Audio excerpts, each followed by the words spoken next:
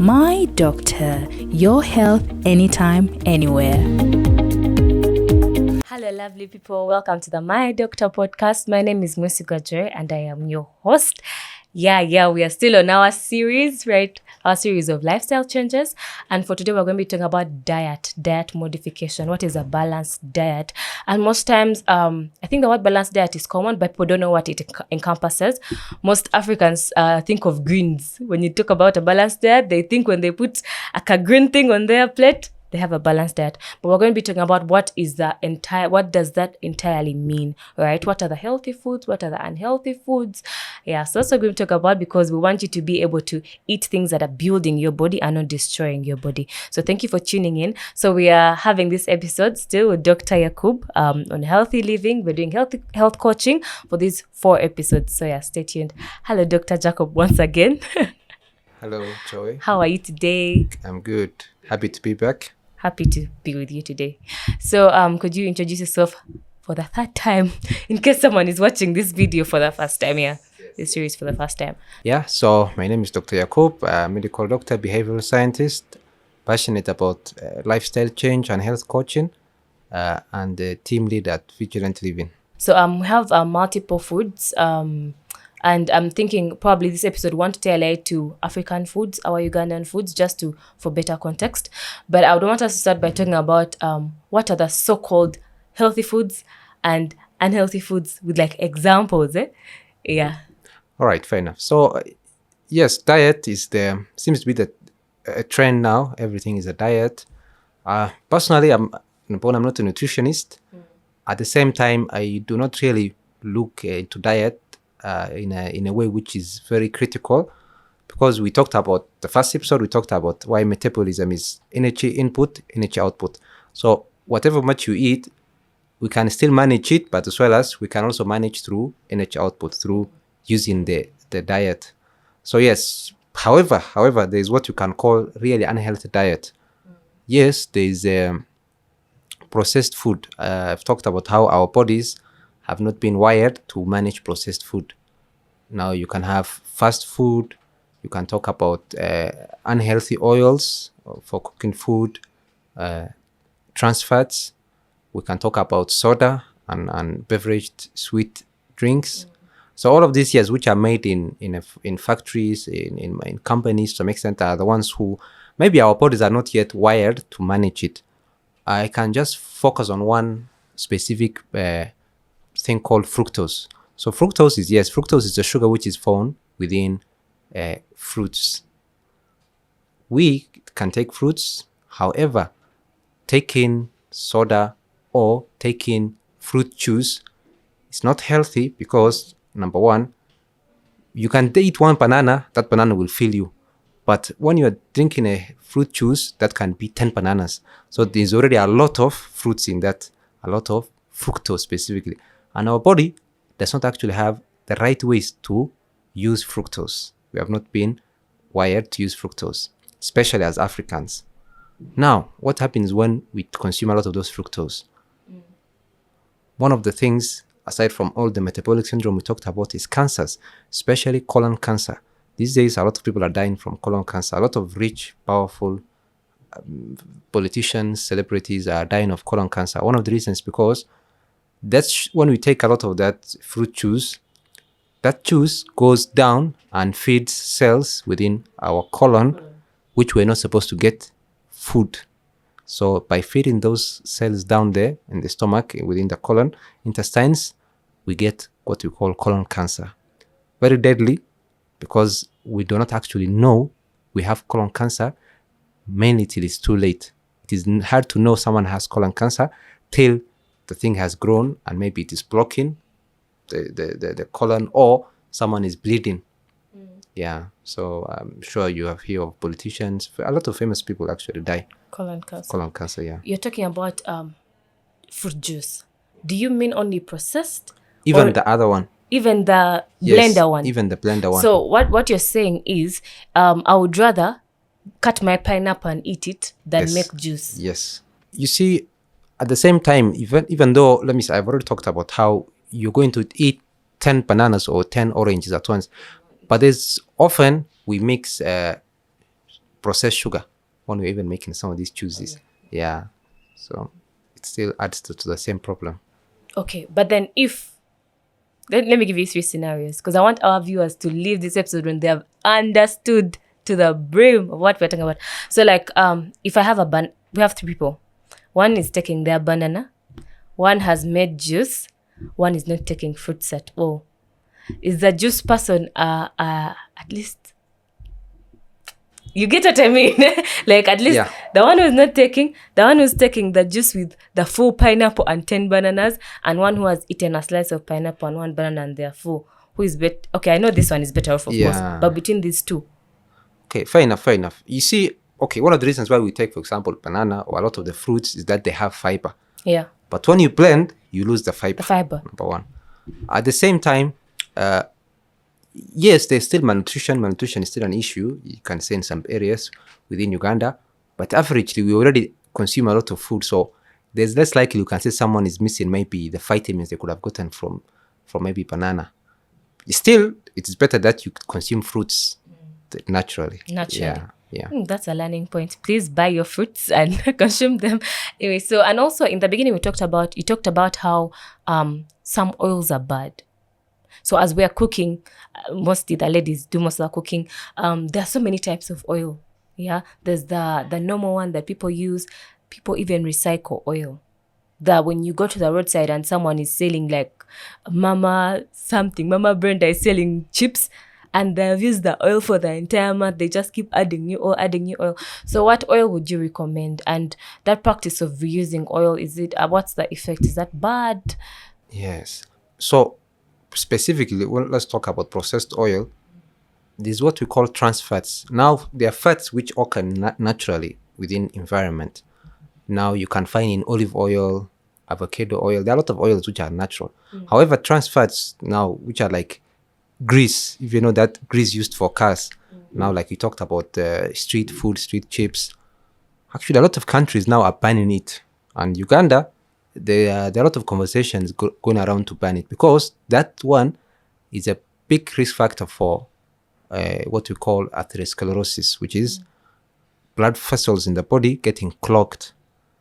That is the unhealthy cholesterol. So if we talk about heart diseases mainly, talk about heart attack, you talk about stroke, you talk about peripheral vascular diseases, which happens in the legs and the hands, gangrene. A lot of them there are 3 main risk factors. Number 1 is what we call cholesterol. Specifically, there's a cholesterol we call ApoB, ApoB cholesterol. Actually, you can go and test your ApoB cholesterol. There's a test for it. If it is high, it is a risk factor for getting heart diseases in nutshell. And the second one is hypertension, having high levels of high blood pressure, the risk factor. The third one is smoking. So those 3 are the main risk factors where we even get a lot of these heart diseases. So yes, to avoid using oils to fry, yes, you can actually cook raw. There's cooking without using the oils. There's using healthy oils. I talked about olive oil. I know there are other oils which are also healthy. But especially the older you get, the better for you to avoid such oils. The older you get, the better to avoid oil. But then if I have to, then I have to look for healthy oil. Yeah. So on the issue of street food, because most times people associate obesity. We talked about metabolic syndrome in the earlier episodes, and people associate that with being rich. Like obesity is a disease of the rich. So I want us to, so if I go to a nice hotel, big, and I take chips and chicken, and I've spent like maybe 57,000 for a plate, and then some other person goes for street food, buys their chips of 2K and a stick of chicken at like 3K. They've spent 5K. Are we at the same risk? You understand what I mean? Yeah. Are we at the same risk? Yeah. Who is at a higher risk? Of course, there are some things you'll catch from street food poisoning. I mean, the food, maybe lack of hygiene. All those things. Food poisoning, anyway. Can but happen. I feel like sometimes the body, if that's their lifestyle, I feel like the body gets immunity, yes? I also had a couple of times, like there was someone who, it was a mother of a child who was obese. Childhood obesity is also a real issue. So the mother said but I'm rich. Like, why should I get other food because I'm rich? So yes, it is a, can you say it's a myth. It's a that for you to be rich, for you to be successful. Yes, in Africa, even within marriage, when there's a marriage, the sign of a good wife is that the man has gained a lot of weight. So there's a cultural elements. There's a lot of stigma on being small. In fact, the smaller you are, now you meet some of my clients, for example, they start losing weight. They are being told, "Are you okay? Are you sick? Do you have diabetes? Do you have HIV?" So yes, there's a cultural stigma around losing weight. But I think we have, society, we have reached a level where we just have to do it, because there's a whole epidemic of these NCDs, obesity, especially I've talked about women. Maybe you can say even contraceptives play a role for women to get that obesity. So yes, it's not something to be taken lightly. It is very expensive. Healthcare is very expensive. Tomorrow, if you need healthcare just because you have been obese, yes, doctors will charge you expensively, and you cannot really blame them because that is their work. Yeah, So meaning both of them can get metabolic syndrome. definitely both of them. So please, you can spend your 5K and get metabolic syndrome. Be careful what you eat. Yeah. So, and also, so we have talked about the unhealthy foods. We have talked about processed foods, junk food, oils that are bad, recycling oils, juice. Fruits are better than juice and everything. So I want us to go into the healthy foods. What are some of the healthy foods that someone can eat to build their body? All right, fair enough. So there are three main tactics we use to manage our diet. There's what we call dietary restriction. There's what we call caloric restriction, and there's what we call time restriction. So dietary restriction has to do with that now. The three main biochemical products we eat is carbohydrate, proteins, and fats. And we need all of them to function. However, the environment now and our lifestyle is full of carbohydrates. We eat carbohydrates from morning till evening, breakfast, break, brunch, lunch. So yeah, it is a lot of carbohydrates. In fact, we are not even eating as much protein to some extent. Fats are important. What are some examples of carbohydrates? Everything we eat, from bread to mandazi to in simple terms, could we say matoke that to the rice. harder food like cassava, like the solid, Yeah, to some extent? yeah, a lot of that starch, posho, millet, yeah, all of those are carbohydrates. Yeah.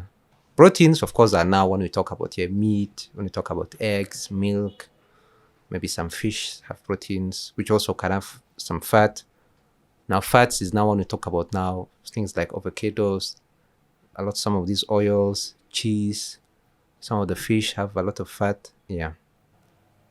Oh, okay. So in terms of all those things I mentioned, what would be the ideal meal plan for someone? Like, if I were to make a meal plan, maybe I have a family and then I want my family to eat healthy, what would, like, because people talk about a balanced diet, but what exactly should be on my plate for it to be a balanced diet? And like, how many times should I eat meat? How many times should I eat plant protein? Such things. Like, if I were to plan for a week, how would that look like? All right, fair enough. I would say that's why I classified it to dietary restriction, caloric restriction, and time restriction. Yeah. So the dietary restriction, yes, eat as much proteins as you can. Actually, there's nothing wrong with eating proteins. At the same time, there's also a myth about fat. Actually, eating fat food like avocados does not mean that you get cholesterol. It is actually wrong. We get cholesterol from eating carbohydrates. Yes, because our body, you eat glucose, you eat whatever mandazis, whatever matoke, a lot of sugars. You take it, the body starts storing it. The body now runs out of space to store it as glucose. So it goes to store it as fat. Yes, and that's how we get cholesterol. So actually eating food, I don't know if you've heard of ketogenic diet. It's a common thing which is going around these days. Yes, ketogenic diet actually works because if you're eating a lot of fats, you can stuff your body, but you'll not be hungry because the body can use ketones. Actually, the brain only use glucose and ketones, yes. So if you eat ketogenic diet now, like a lot of avocados, for example, if you eat 10 avocados at once, you'll feel full, you'll not be hungry, but you'll also lose weight. Yeah. Yes. What of red meat? Red meat also, yes. If you're eating red meat alone to some extent, it can do it. Maybe the challenge with it is now the way it is being roasted, which itself can contribute to the risk of getting cancers because they are what you call free radicals. When you roast that black char on top of the meat, it's not good. But yes, meat itself, eggs, they also do the same thing. Yeah. So the more, in fact, I would just say make your plate full of proteins and fat and less of carbohydrate. I don't know if I'm understanding you. So if I have a plate, so am I okay if I put two slices of cassava? I put pork. You get what I mean? Because if you say that put more proteins, even the meat is proteins, right? To an extent, yeah. Cassava, I put more pork, and then I put a little bit of greens and a banana. Well, I will actually support it because okay, anyway, pork specifically has a lot of carbohydrates also. But maybe let me say, okay, if you say fish, maybe if you say chicken, not the skin, because the skin has a lot of cholesterol, a lot of fat. I mean, it's oily.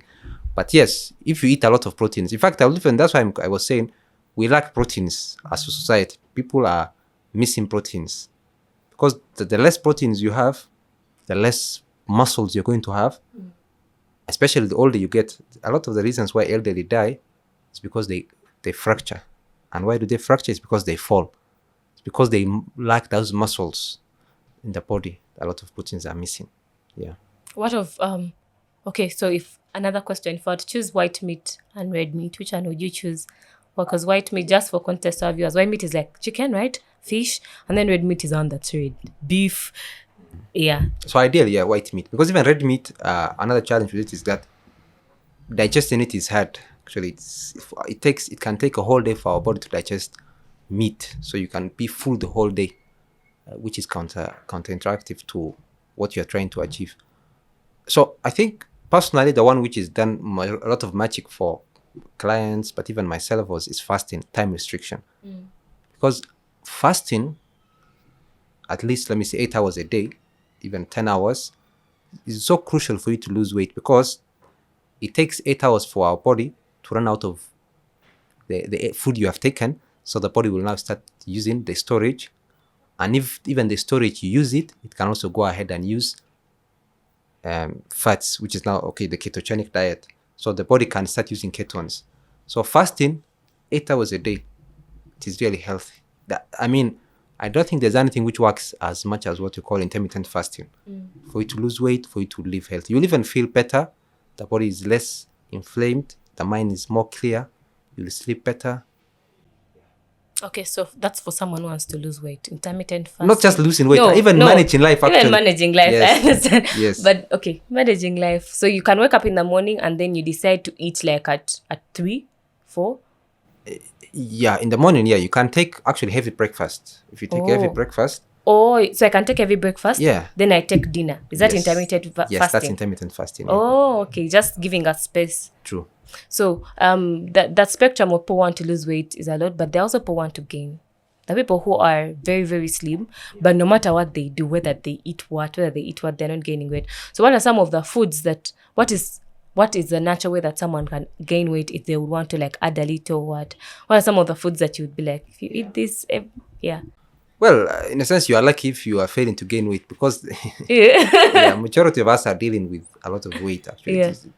But if it's a man, especially, but if anyone for that matter, proteins, build more muscles. Don't go for building more fat in the body, but build more muscles. Take more of those proteins. Yeah, that is the right way to go if you want to gain, for that matter, body. Yeah. Okay, so we have 7 days in a week. So how many days would you recommend plant proteins, and how many days would you recommend me to eat the meat side of the proteins? Okay, fair enough. So I think 1 or 2 days, if you're eating meat protein, that one is okay. But ideally, plant protein, you can eat it daily because you still need daily proteins. Yeah. So plant protein you can eat daily, but of course people like meat, so you can chip in like 2-3 days. Yeah, 2-3 days. Okay, depending also on your pocket. I mean, if you can afford it, yeah. Okay, that's okay. So, and then probably, is it okay now for a scenario where someone is eating meat every day? Is that okay? Red meat. I'm eating meat.